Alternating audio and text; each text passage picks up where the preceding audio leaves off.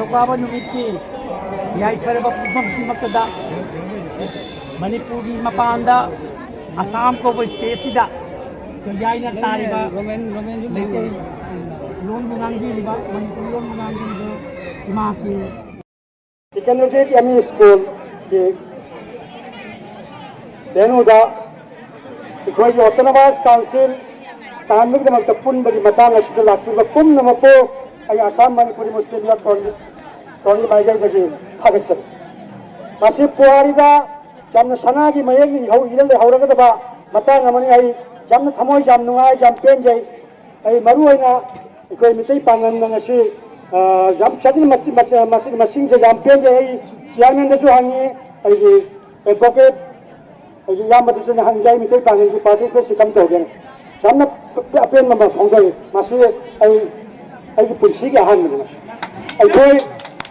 अखोई autonomous council से गसी demand तौरे हाइना गसी मत फंगनी हाइबगी कछु हाइ लेते अतुम अखोई की मासी की स्ट्रगल मासी की मूवमेंट असे अखोई टॉप जाते मासी की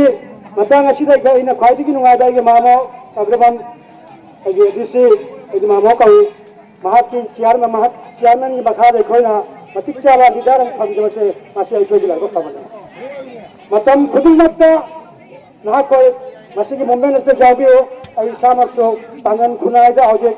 एनी मीटिंग एनी मी खरबु थांगनदे ऑटोनोमस की मेसेज असे अखोई मणिपुरी मुस्लिम यूथ थोंग मासी मेसेज असे संदोक्सन गसे वासुआरे गसी की मसी के कनो से जाम फजई रैली जाम फजई प्रोवोकेटिव हमत जाउदे अदुगा डीसी सु जाम फजई रिसीव तहोवे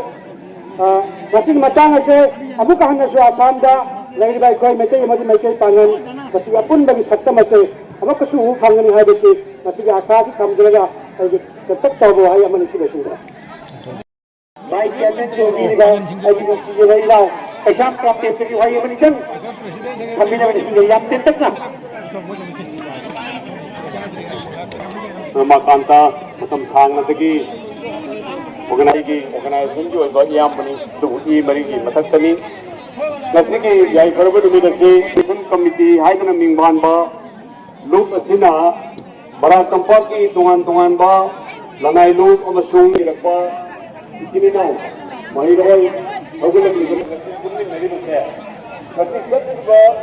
रेली एजुनते कोइना मरु होइबे लसी पुन्नि नेबगी होजम गन कोइना पुन्नगन होइबे मरु होइबे अयुकी एड्रेसा गाई हुकुमी के चेयरमैन ना आई कोई लम्मा मसीदा सही जनी का हम जमा की ममा जाति सिरा कोई करो जाति मोने हम कदनी मरमनी लाना लुक सिंगा या थोया न मसियो तो ना काउंसिल से तांबा उडोकर बने